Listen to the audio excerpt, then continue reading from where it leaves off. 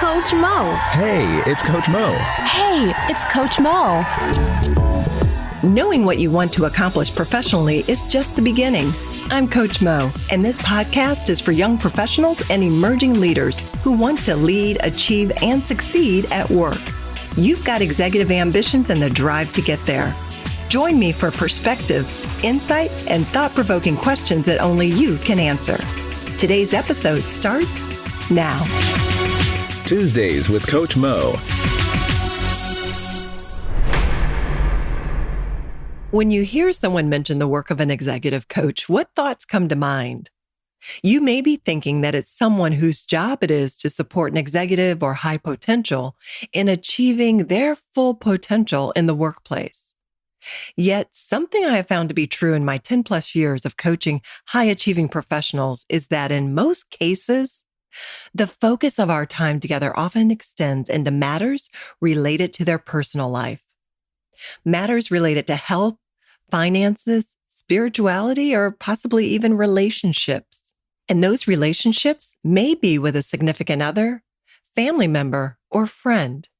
A Harvard Business Review study of executive coaches revealed that 76% of the coaches said that they've assisted their executive clients with personal issues, suggesting this is fairly common. And you may be wondering, well, what makes this important for you? Well, plain and simply, high achievers like you need love too. So in today's episode of Tuesdays with Coach Mo, I'm speaking with a dynamic young professional, Lex Mills, who, in addition to being in process of pursuing her dual master degree in business and urban and regional planning, has recently started building an online community focused on all things related to healthy relationships, healthy breakups, and everything in between. And in case you're wondering what influenced her to build this community, well, it was her firsthand experience having gone through a devastating breakup with her partner who she was planning a future with. And to make matters worse, she did not see this coming. Now, my guess is that many of you may be able to relate to Lex's experience, or you know someone who's gone through a devastating breakup. And let's keep it real. When a breakup has left you feeling broken down, you still have to muster up that strength to get through your workday. The weight of all that pain and possibly sleepless nights are right there within you as you try to gain focus and get your job done. Although Lex is not a coaching client of mine, her experience certainly represents clients I do work with. In general, it works like this. Someone will hire me to support them in advancing their career as they're fulfilling their executive ambitions. They hire me to help them, let's say, for example, to be more effective at leading their team and increasing their team's engagement. And then over time, they may decide to pivot the focus of our coaching as they're struggling with thoughts and emotions tied to a personal relationship gone wrong. And it's really hard for them to focus on their workplace goals. This is why I believe that by sharing the unvarnished truth of Lex's personal experience, you may find value in learning how she got to the other side of that devastating time. And she's now bolder and stronger and pushing forward in creating her best life. So enjoy the interview and be sure to catch the Coach Mo Knows segment at the end of the show, as I'll be sharing information on how you can read the complete version of Lex's story and join her community. Enjoy the interview. Lex, let's just jump right in and share with the audience just a little bit about your background. Absolutely. So I grew up in Bowie, Maryland. My parents are originally from DC and we moved here when I was 2. So I'm literally in the same house that I've lived in since I was 2 years old, which is great. Does your room look the same? I don't have a room now because my house is so full. So when I come home, I'm definitely surfing from place to place. So I come from a very loving family. My parents always believed in me and told me I could do whatever I set my mind to and really instilled the value of education in me.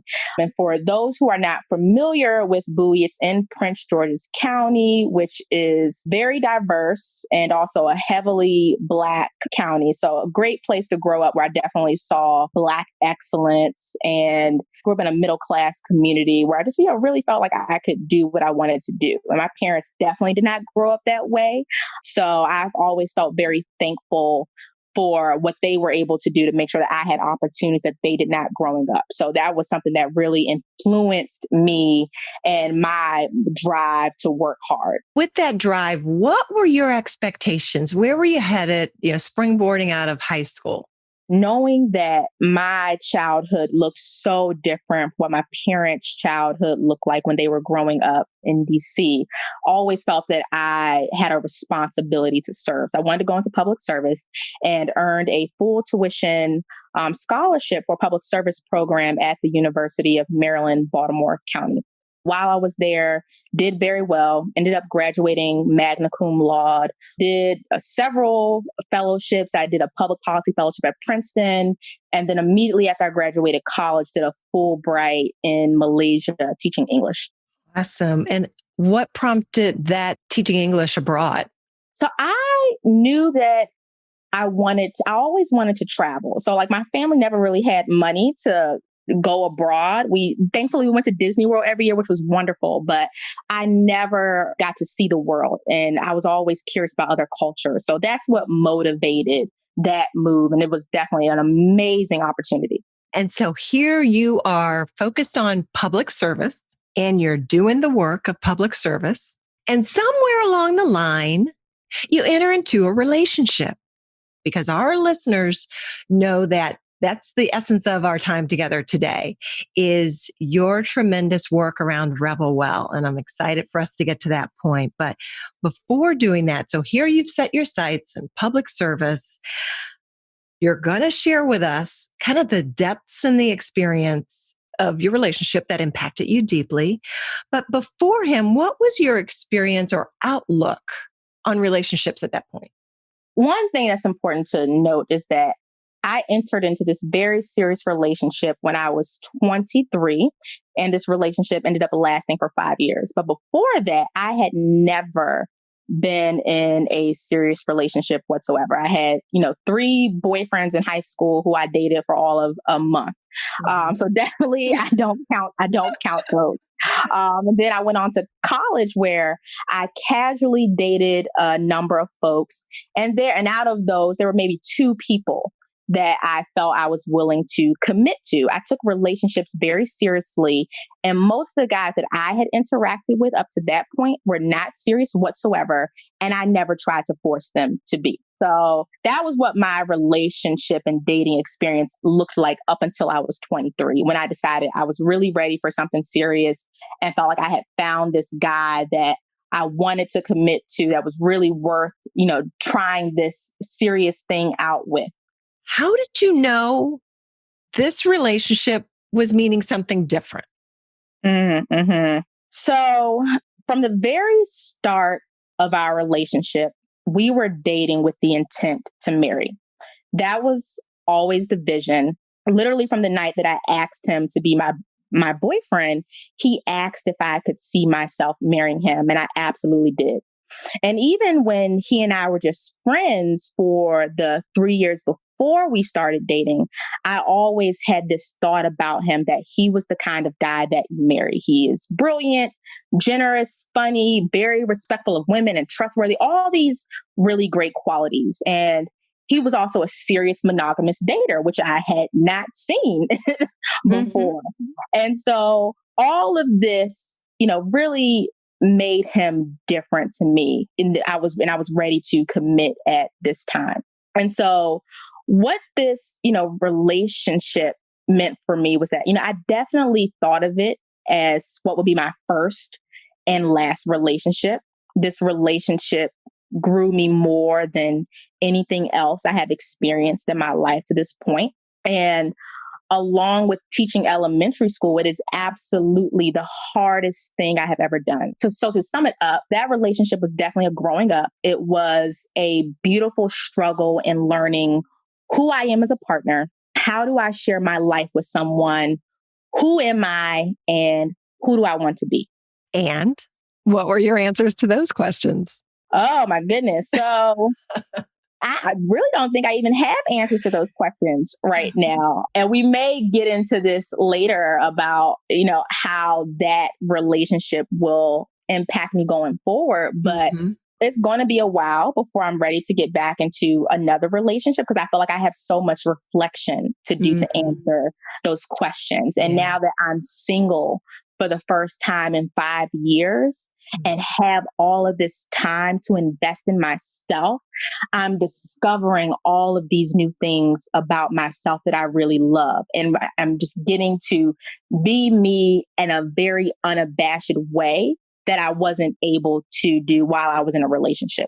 Nice. What did others observe in you when you were in that relationship? People definitely thought of us as a power couple. We were both very accomplished and very driven. We had a lot of mutual friends from different, programs that we had done together. So people really looked to us as like a couple that they held a very high regard and that had a relationship that they saw that mirrored what they would want for themselves. So that definitely also made it, hard to think about ending the relationship. Mm-hmm. I'm putting myself there in that space with you of the elementary school teaching this relationship. What was that tension like for you when you were in that space? That tension within yourself. So as I mentioned, so being in this relationship and teaching elementary school are the two hardest things I have ever done in my life. And it just so happened the way the universe worked out that I was doing them both at the same time. How wonderful. People who have, the very few people who have actually had some type of experience in a classroom outside of a teaching career, it is one of the toughest jobs in the world. And so to do that and to be in this new relationship at the same time and to be in a relationship period for the first time. So learning how to do all of this at the same time, it was such a struggle. And I am used to, setting a goal and accomplishing it, getting things done and getting validation out of what I achieve. I'm used to being able to work hard and see results. And that was not happening at work. As a teacher, I felt like I was failing, and it was not happening at home in my relationship. I felt like I was failing. And so it was a very low period. It was something I had never experienced before. And it was just extremely tough. And then you also trying to learn, how do I balance work and this relationship? How do I do everything that I need to do to succeed at work and try to still have something left at the end of the day to put into this relationship? And it felt impossible. How were you thinking about your profession? If you're feeling you're failing there, is you're thinking okay, I've just got to figure this out and I'm going to do better here? Or is it, this is really just not what I thought it was going to be. This is not my end point. I want to move on to something else. Where were you thinking professionally at that time? I decided I was going to go into teaching while I was teaching English in Malaysia. Education has been such a powerful force in my life, and thought that would be a really great, public service career for me to go to. And I had the ultimate intention of going into education policy, but wanted to make sure that I was rooted in actual classroom and on the ground experience in schools. And so after teaching for 2.5 years, I decided that, I was very confined in the classroom in having the kind of impact that I wanted to have in the communities my students lived in. Because at the end of every day, I still had to send my students home to the same broken communities. Mm-hmm. So I decided that I wanted to move into economic and community development. So I transitioned to doing that work on a major urban real estate development project in Baltimore, where I was working with neighborhood leaders on their strategic community revitalization efforts, worked a lot with minority and women-owned businesses on making sure they could get contracts with our project. So it was a really awesome 2 years. And now I was back in a space where I was succeeding at work and doing really, really well and learning and feeling really, really good. But again, I still had the issue of, okay, how do I divide my time between this work that I'm doing that I love, where I feel so successful. I'm getting affirmed. I'm doing these things that I love. And I'm coming home often and I'm not feeling affirmed. I don't feel like I'm doing well. Mm-hmm. What informed you of that? As much as we loved each other and as beautiful as our relationship was, it was such a struggle. It was so much harder than it should have been. And there were so many times where I was not sure if we would make it. And it is, and it kind of is a miracle as well that we made it for 5 years. But we really did love each other and really were committed to making it work. Because we were dating with the intention to get married. That was always the plan from the very beginning. So yeah, we were, have the same arguments over and over. I would feel like I was trying so hard and still not feeling like I was a good partner, still not feeling like I was good enough, that I was doing enough to be a good partner. Mm-hmm. And I think also too, when you're with someone for 5 years and you want to be with this person, but there still feels like there's something missing for you to move forward, to actually make that commitment. So there was a lot that was going on that made it very tough and made me feel like, I just wasn't doing enough. Mm-hmm. And for him, what was he doing professionally at the time that you were with the community revitalization? So he was a public policy researcher at a major public policy think tank in DC. Okay. And so do you feel you both had the same kind of demands from your work, each of you individually? We did. He definitely was a very hard worker and very accomplished as well. And his job was also very demanding. Okay. Because sometimes I hear of individuals share stories of relationships and the other person has a pretty 9 to 5, aren't as stressed and carrying aren't feeling that they're being taxed professionally. So they expect so much more out of their partner. Like, well, I've been waiting all day for you. And, you're talking about you just want to go to sleep. And I had plans and yeah, it was so tough. The other thing too was that he had been in at least two long-term serious relationships before me. Like he had this experience before and had just a much clearer vision of who he was as a partner mm-hmm. and what he wanted out of the relationship. So I always felt like I was behind in that way as well. And so let's pivot now to the journey you have found yourself on as a result of that relationship and the unfortunate, fact that it did end and who you are now becoming. And so in this pursuit, you have started Revel Well. And before starting Revel Well, you built your perspective by having a range of interviews. So when you think about the 41 interviews that you conducted with individuals about breakups, what was the most significant thing that stood out for you in these interviews? So in my 41 interviews, I interviewed men, women, straight folks, queer folks, and people across different racial and ethnic backgrounds in their early 20s, all the way up through their late 30s. So I had a truly diverse set of interview subjects. And one of the things that I would say is that there's this misconception that unlike women, men don't also experience tremendous heartbreak from breakups. And that is absolutely false. They're just much less likely to express the pain that they're going through, and to have people that they feel comfortable sharing that pain with.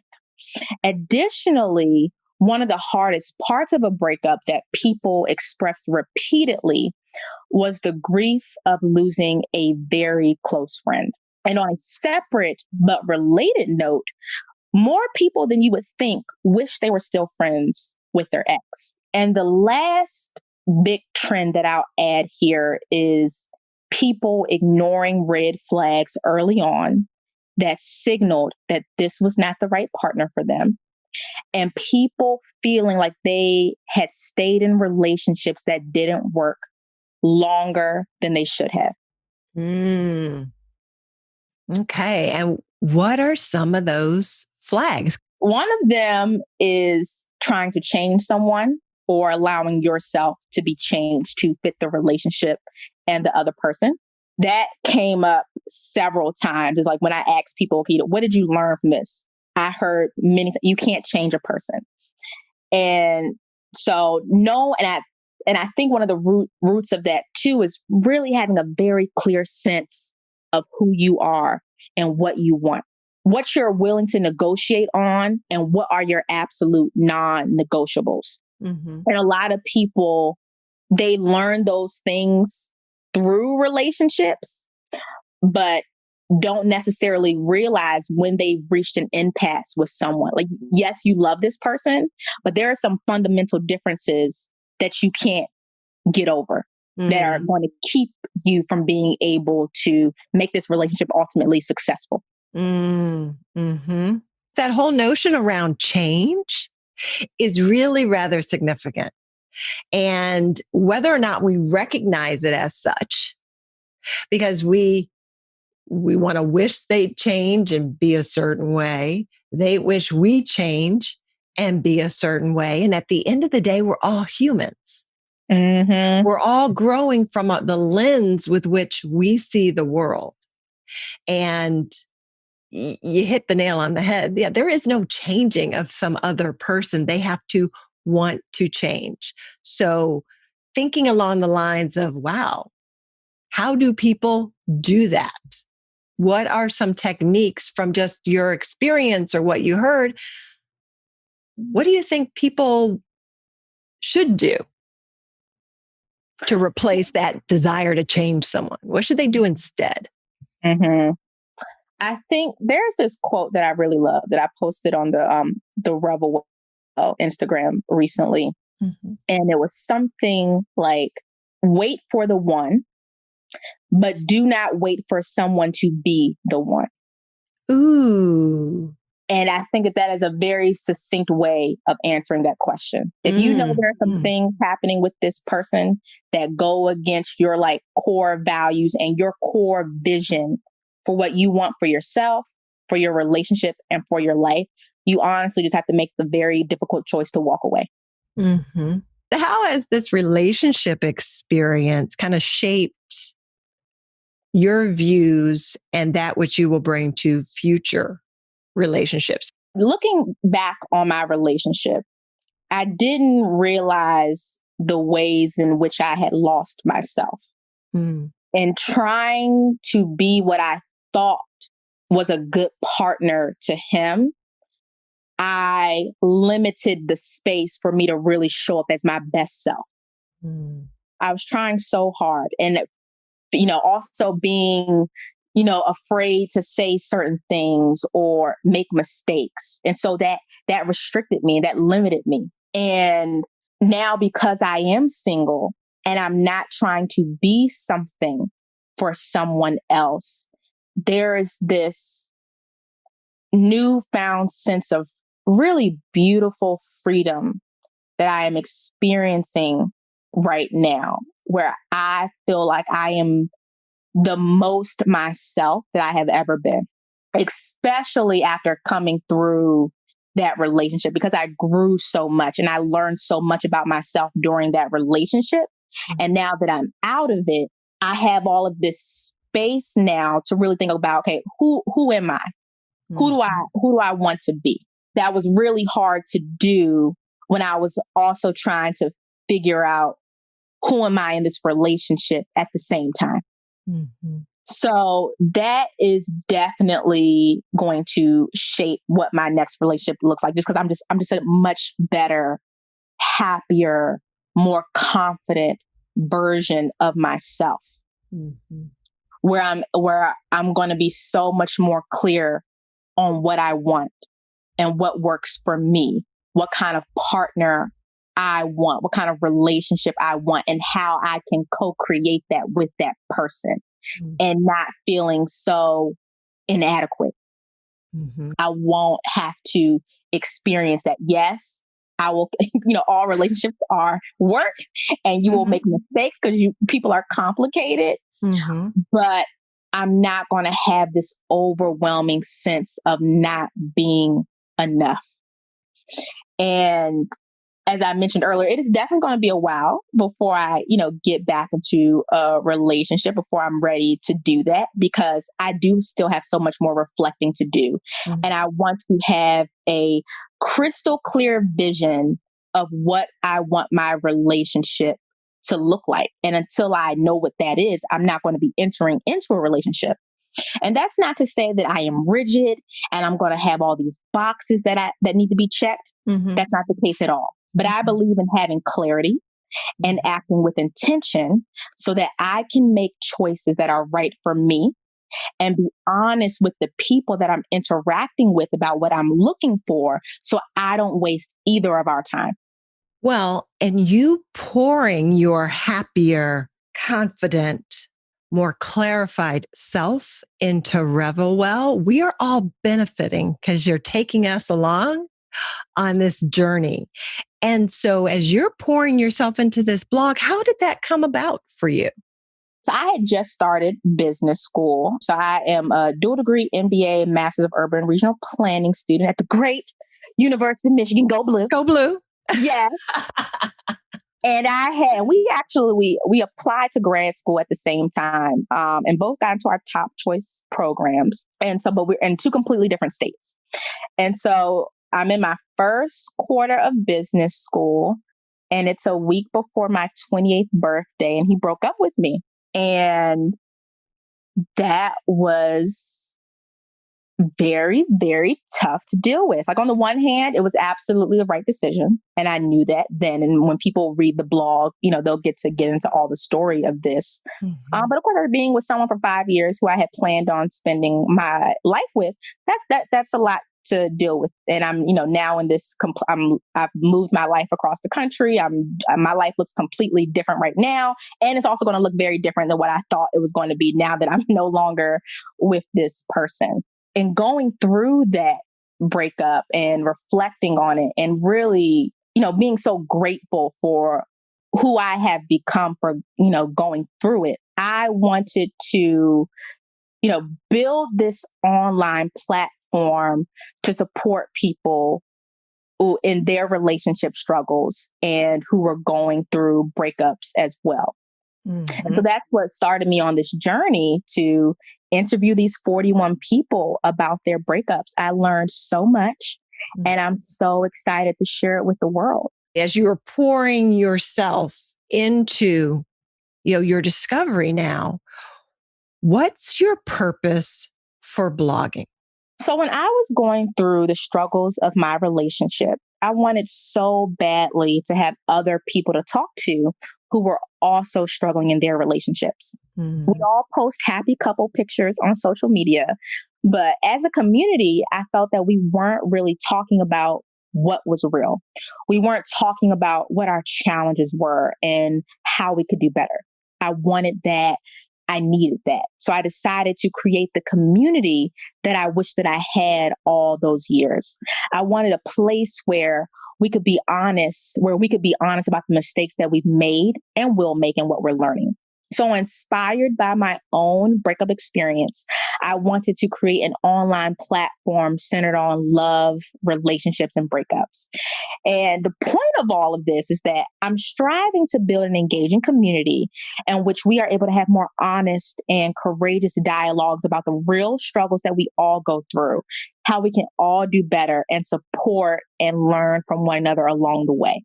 And so is the idea to support individuals who are in the relationships or for those who've come out of? All of it. All of it. All things healthy relationships, healthy singlehood, healthy breakups. I am all about all of it. Mhm. Nice. Nice. And the response thus far, just what are some of the comments you've been receiving? I have been so blessed and overwhelmed by the outpouring of support for Rebel Well. So many people have expressed how needed this platform is, how helpful they believe it's going to be for people, and that they're already learning so much, even though I'm just getting started. People who I didn't even interview have started to share their stories with me and how they connect with my story and even the quotes that I've shared from the interviews. And people who are currently struggling in their relationships have said that Rebel Well couldn't have come at a better time for them. And folks who have previously experienced breakups have said to me that they wished Rebel Well existed earlier. So it truly has been an amazing range of responses. And I really am so grateful that my blog is already having this kind of impact. Terrific. And, as I listen to you share your story, and in particular, kind of what took you into this blogging space and your own self-awareness, like you said, you're now the best version of yourself and happier and more confident, and you have this clarity. And so, you think of, can you really attribute the relationship moved you into that space? Would you have gotten there without it? Oh, I absolutely would not have. I am so grateful for that relationship. It grew me in countless ways. And I'm sure even, ways that I haven't even realized yet. But I'm so thankful for just the way that I had to grow up in that relationship, because trying to figure out how to share your life with someone while you're like becoming an adult and trying to figure out what being an adult means. Oh, it is a lot. It's a lot. And I truly believe that we don't talk about relationships enough, although they're so integral to the human experience. And we all acknowledge how complicated and difficult they are. Yet we don't get taught what it means to be a partner to someone. How do you create a healthy relationship? We're all going about it through trial and error. And for most people, that's not working. That's not working out very well. So, that is why I wanted to do this, because a lot of us too also have not seen examples of what healthy relationships look like. We're just seeing pictures. We're hearing, cliches and some advice here and there. But that's about it. And what we see on movies. And that is not enough for us to be able to create these purposeful, beautiful, healthy relationships that truly serve us. Self-reflection, that self-awareness is the hard part, because sitting and listening to others' stories, watching others' stories and movies and on TV and online and what others post, and we can just sit and quarterback. Oh, well, they shouldn't have done that in the first place. Or why didn't they get out of that relationship? Or whatever. Sitting in the judgment zone, so much easier than putting the mirror up for yourself and discovering you. Amen. So tough. So as we're drawing to a close, Lex, what are the life lessons for you in this journey? So people will hear me say this a lot because it's certainly one of my guiding principles. And that is that I cannot lose anything that is mine by divine right. And that is true for every area of my life. I shared this reflection on the Rebel Well Instagram about a month ago, that although you cannot lose anything that is yours by divine right, that doesn't mean that you didn't lose something. It doesn't mean that you don't feel a sense of loss. But what you lost was your hopes and expectations of what would be. You didn't lose what was right for you. We have to let those old hopes and expectations go so that we can move forward in a way that is so far beyond what we hoped for and expected before.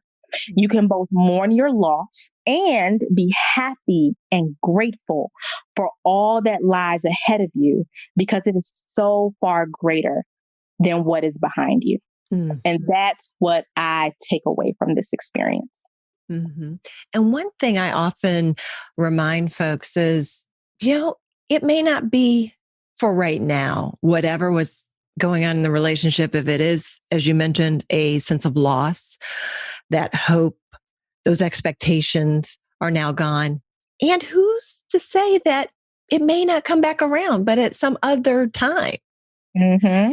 And so we never know. I've even heard some of those stories of some relationship that actually rekindled 10, 15, 20 years after because they've grown and they've seen more life. And now they recognize that what they had was for them.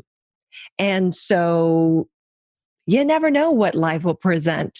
But one thing you do know is you are the fabulous you.